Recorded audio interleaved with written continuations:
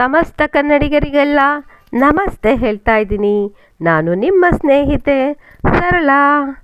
ಇವತ್ತಿನ ವ್ಲಾಗ್ನಲ್ಲಿ ನಾನು ಒಂದು ಕೇರಳ ಸ್ಟೈಲ್ದು ಒಂದು ಒಳ್ಳೆಯ ರೆಸಿಪಿನ ತೋರಿಸ್ಕೊಡ್ತಾ ಇದ್ದೀನಿ.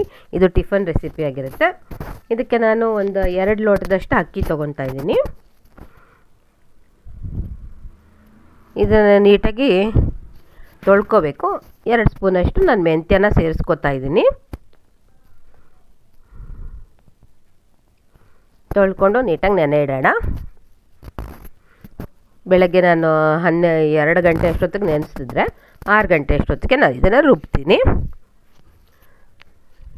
ಒಂದು ಸತಿ ಹಾಕ್ಕೊಂಡು ರುಬ್ಬಿದ್ದೀನಿ. ಈಗ ಇನ್ನೊಂದು ಸತಿ ಹಾಕ್ಕೊಳ್ಳೋಣ.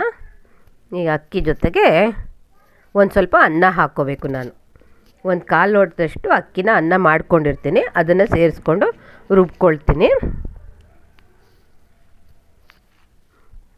ರುಬ್ಕೊಂಡು ಇದಕ್ಕೆ ನೋಡಿ ಉಪ್ಪು ಮತ್ತು ಸೋಡಾ ಪುಡಿ ಒಂದು 1/4 ಸ್ಪೂನಷ್ಟು ಸೋಡಾ ಪುಡಿನೂ ಹಾಕಿ ಕಲಿಸ್ತಾ ಇದ್ದೀನಿ. ನಾನು ಸೋಡಾ ಪುಡಿ ಹಾಕೋಕ್ಕೆ ಬದಲಿಗೆ ಬೇಕಿಂಗ್ ಸೋಡಾ ಹಾಕ್ತಾಯಿದ್ದೀನಿ. ಹಂಗಾಗಿ ಸ್ವಲ್ಪ ಜಾಸ್ತಿನೇ ಹಾಕಿದ್ದೀನಿ. ಇದನ್ನೆರಡು ಹಾಕಿ ತೊಳೆಸ್ಕೊಂಡು ರುಬ್ಬಿಟ್ಕೊತೀನಿ.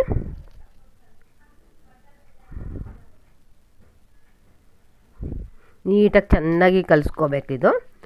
ಒಂದೇ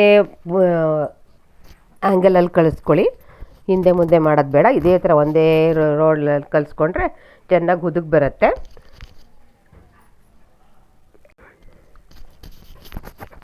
ನೋಡಿ, ಈ ಕನ್ಸಿಸ್ಟೆನ್ಸಿ ಇರಬೇಕು. ತುಂಬ ತೆಳುಗೂ ಬೇಡ, ತುಂಬ ಗಟ್ಟಿಗೂ ಬೇಡ. ಈ ಕನ್ಸಿಸ್ಟೆನ್ಸಿನಲ್ಲಿ ನಾವು ಕಲಸಿ ಇಟ್ಕೊಂಡ್ರೆ ಸಾಕಾಗುತ್ತೆ.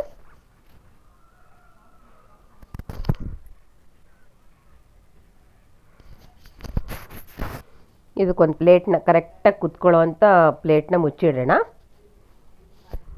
ಫಿಟ್ಟಾಗಿ ಕುತ್ಕೋಬೇಕದು. ಇದ್ರ ಮೇಲೆ ಒಂದು ಸ್ವಲ್ಪ ಏನಾದ್ರು ಭಾರ ಹೇರಿಟ್ರೆ ಚೆನ್ನಾಗಿ ಕುದುಗ್ ಬರುತ್ತೆ.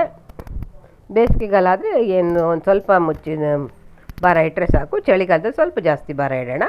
ಹಾಗಾಗಿ ನಾನು ಇದೊಂದು ಉಪ್ಪಿನ ಬಾಟ್ಲನ್ನು ಇಡ್ತಾಯಿದ್ದೀನಿ. ಇದಕ್ಕೆ ನಾನು ಮಲಾಯಿ ಗ್ರೇವಿ ಮಾಡ್ತಾಯಿದ್ದೀನಿ. ಅದಕ್ಕೋಸ್ಕರ ಪಾಲಕ್ ಸೊಪ್ಪನ್ನ ನಾನು ಬೇಯಿಸ್ಕೊತಾ ಇದ್ದೀನಿ. ಒಂದು ಸ್ವಲ್ಪ ನೀರು ಹಾಕಿ ಸ್ಟೀಮ್ ಮಾಡ್ಕೊತೀನಿ. ಇವಾಗ ರುಬ್ಬೋದಕ್ಕೆ ಒಂದು ಈರುಳ್ಳಿ ತೊಗೊಳ್ತೀನಿ. ಒಂದು 3 ಅಥವಾ 4 ಮೆಣಸಿನ್ಕಾಯಿ ಹಾಕ್ಕೊಳ್ಳೋಣ. ಒಂದು ಅರ್ಧ ಇಂಚಷ್ಟು ಶುಂಠಿ, ಒಂದು 8-10 ಕಾಳು ಅಷ್ಟು ಬೆಳ್ಳುಳ್ಳಿ ಸೇರಿಸ್ಕೊಂಡು ಪೇಸ್ಟ್ ಮಾಡ್ಕೊಂಡ್ಬಿಡ್ತೀನ. ಈಗ ಪೇಸ್ಟ್ ರೆಡಿಯಾಗಿದೆ. ಈಗ ಒಗ್ಗರಣೆಗೆ ಇಟ್ಕೊಳ್ಳೋಣ.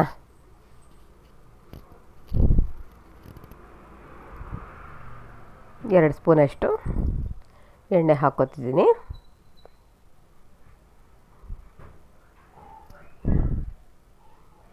ಸಾಸಿವೆ, ಒಂಚೂರು ಜೀರಿಗೆ ಹಾಕ್ಕೊಂಡ್ರೆ ನಡೆಯುತ್ತೆ. ಇವಾಗ ನಾವು ಹೆಚ್ಚಿಟ್ಕೊಂಡಿರ್ತೀವಲ್ಲ, ಒಂದು 2 ಈರುಳ್ಳಿನ ಹೆಚ್ಚಿಟ್ಕೊಂಡು ಅದನ್ನು ಸೇರಿಸ್ಕೊಳ್ತಾ ಇದ್ದೀನಿ.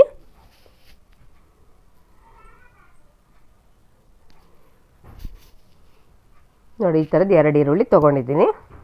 ಮತ್ತು ನಿಮ್ಗೆ ಗೊಜ್ಜು ಎಷ್ಟು ಬೇಕೋ ಅಷ್ಟನ್ನು ನೀವು ಈರುಳ್ಳಿ ಹೆಚ್ಚು ಮಾಡ್ಕೋಬೋದು. ನಾನು ಈಗ 2 ಈರುಳ್ಳಿನ ತೊಗೊಂಡಿದ್ದೀನಿ. ಮತ್ತು ರುಬ್ಬಿಟ್ಕೊಂಡ್ವಲ್ಲ ಮಸಾಲೆ, ಅದನ್ನು ಈ ಸಮಯದಲ್ಲಿ ಸೇರಿಸ್ಕೊಂಡು ಫ್ರೈ ಮಾಡ್ಕೋಬೇಕು. ಎಣ್ಣೆ ಬಿಡೋ ಹಾಗೆ ಫ್ರೈ ಮಾಡಿಕೊಂಡು ನಂತರ ಟೊಮೆಟೊನ ಹೆಚ್ಚಿಟ್ಕೊಂಡು ಒಂದು 2 ಅಥವಾ 3 ಟೊಮೆಟೊ ತೊಗೊಂಡು ಹೆಚ್ಚು ಹಾಕ್ಕೊಂಡು, 3 ಈರುಳ್ಳಿ ತೊಗೊಂಡ್ರೆ ನಾನು 3 ಟೊಮೆಟೊ ತೊಗೊಳ್ತೀನಿ. 2 ಈರುಳ್ಳಿ ತೊಗೊಂಡ್ರೆ 2 ಟೊಮೆಟೊ ತೊಗೊಳ್ತೀನಿ.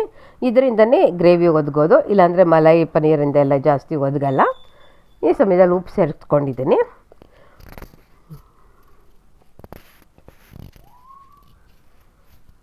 ಉಪ್ಪು ಸೇರಿಸ್ಕೊಂಡು 1 ನಿಮಿಷ ಬಾಡಿಸ್ಕೊಂಡ್ರೆ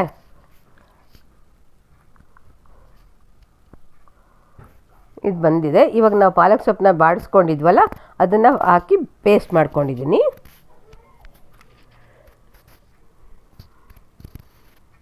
ಈಗ ನಾನು ಪನ್ನೀರನ್ನ ಹಾಲು ಒಡಿಸ್ಬಿಟ್ಟು ಈ ಥರ ನೀರನ್ನ ಒಂದು ಬಟ್ಟೆಲಿ ಏನು ಕಟ್ಟಿಲ್ಲ, ಸುಮ್ಮನೆ ಹಾಗೆ ಫಿಲ್ಟ್ರಲ್ಲಿ ಸೋಸ್ಕೊಂಡು ತೆಗೆದಿಟ್ಕೊಂಡಿದ್ದೀನಿ. ಈಗ ಜಾಲರಿನಲ್ಲಿ ಸೋಸ್ಕೊತೀವಲ್ಲ, ಹಂಗೆ ಸೋಸಿಟ್ಕೊಂಡು ತೆಗೆದಿಟ್ಕೊಂಡಿದ್ದೀನಿ. ಇದನ್ನು ಇದಕ್ಕೆ ಸೇರಿಸ್ತಾ ಇದ್ದೀನಿ. ಇದರಿಂದನೇ ಟೇಸ್ಟು ಎನ್ಹಾನ್ಸ್ ಆಗೋದು.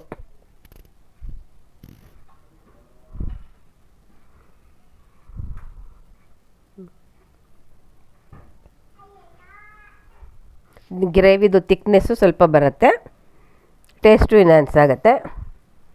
ಇದು 1 ನಿಮಿಷ ಕುದ್ಬಿಡಲಿ.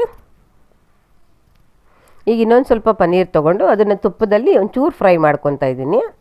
ಇದನ್ನು ಅಷ್ಟೇ ನಾನು ಕ್ಯೂಬ್ ಥರ ಏನು ಕಟ್ ಮಾಡ್ಕೊಂಡಿಲ್ಲ. ಇದನ್ನು ಹಾಗೇ ಮಾಡ್ಕೊಂಡು ತುಪ್ಪದಲ್ಲಿ ಫ್ರೈ ಮಾಡ್ತೀವಲ್ಲ, ಅದಕ್ಕಿಂತ ಸ್ವಲ್ಪ ಟೇಸ್ಟು ಎನ್ಹಾನ್ಸ್ ಆಗುತ್ತೆ.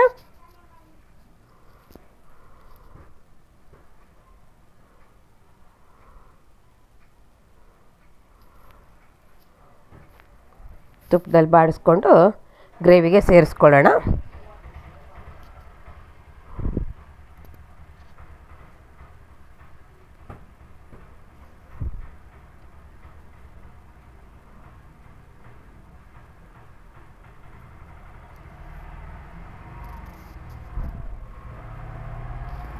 ಈಗ ನಮ್ಮ ಗ್ರೇವಿನೂ ರೆಡಿ ಆಯಿತು.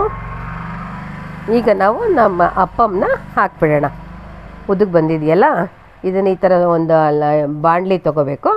ಬಾಣಲಿ ತೊಗೊಂಡು ಮಧ್ಯಕ್ಕೆ ಹಿಟ್ಟು ಹಾಕ್ಬಿಟ್ಟು ಹಿಂಗೆ ಸುತ್ತಕ್ಕೂ ರೌಂಡ್ ತಿರುಗಿಸ್ಬೇಕು. ರೌಂಡ್ ತಿರುಗಿಸ್ಬಿಟ್ಟು ಮೇಲ್ಗಡೆಯಿಂದ ನಾವು ಎಣ್ಣೆ ಬಿಡಬೇಕು. ಆವಾಗ ಹೂವಿನ ಥರ ದೋಸೆ ಬರುತ್ತೆ. ತುಂಬ ಗುಡ್ ಬಂದಷ್ಟು ಚೆನ್ನಾಗಿರುತ್ತೆ ದೋಸೆ. ಸುತ್ತಕ್ಕೂ ಕ್ರಿಸ್ಪಿ ಆಗಿರುತ್ತೆ, ಮಧ್ಯದಲ್ಲಿ ಸಾಫ್ಟ್ ಆಗಿರುತ್ತೆ. ನಾವು ಹಿಟ್ಟು ಹಾಕೋದನ್ನು ಮಧ್ಯಕ್ಕೆ ಹಾಕಬೇಕು. ಆಮೇಲೆ ಹೀಗೆ ರೌಂಡ್ ತಿರುಗಿಸ್ಬೇಕು.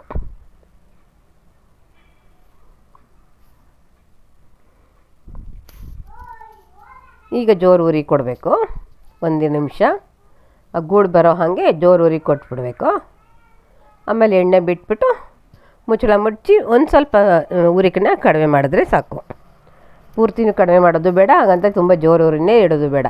ಅವಾಗ ಈ ಥರ ಗೂಡಾಗಿ ಬಂದಿರುತ್ತೆ. ನೀವು ರೊಟ್ಟಿ ಹಂಚಲು ಕೂಡ ಹಾಕ್ಬೋದು, ಅಥವಾ ಇದಕ್ಕಿಂತ ಬಲ್ಜಾಗಿರೋವಂಥ ಬಾಣಲಿಲಿ ಕೂಡ ಹಾಕ್ಬೋದು. ನೋಡಿ ಎಷ್ಟು ಸಾಫ್ಟಾಗಿದೆ. ತಿನ್ನೋದಕ್ಕೂ ಅಷ್ಟೇ ಟೇಸ್ಟಿನೂ ಅಂತ ಅನಿಸುತ್ತೆ. ಮೆಂತ್ಯನೂ ಹಾಕಿರ್ತೀವಲ್ಲ, ಇದು ಬಾಣಂತಿರು ಕೊಡೋಕ್ಕೂ ಕೂಡ ಸರಿಯಾಗಿರುತ್ತೆ. ಮತ್ತು ಗ್ರೇವಿಗಳಲ್ಲಿ ತಿನ್ನೋದಕ್ಕೆ ತುಂಬಾ ರುಚಿ ಅನಿಸುತ್ತೆ. ಇದೇ ಗ್ರೇವಿ ಅಂತಲೇ ಇಲ್ಲ, ಯಾವ ಗ್ರೇವಿನಲ್ಲಿ ತಿನ್ನೋದಕ್ಕೂ ಕೂಡ ಈ ದೋಸೆ ತುಂಬಾ ರುಚಿ ಅನಿಸುತ್ತೆ. ಇದಕ್ಕೆ ಅಪ್ಪಮ್ಮ ಅಂತ ಹೇಳ್ತಾರೆ ಕೇರಳದಲ್ಲಿ. ಈ ವಿಡಿಯೋ ನಿಮಗೆ ಇಷ್ಟ ಆದರೂ ಅಂದರೆ ಒಂದು ಲೈಕ್ ಕೊಡಿ, ಹೊಸಬ್ರಾಗಿದ್ದರೆ ಸಬ್ಸ್ಕ್ರೈಬ್ ಮಾಡ್ಕೊಳ್ಳಿ. Thank you for watching. Signing off Sarala.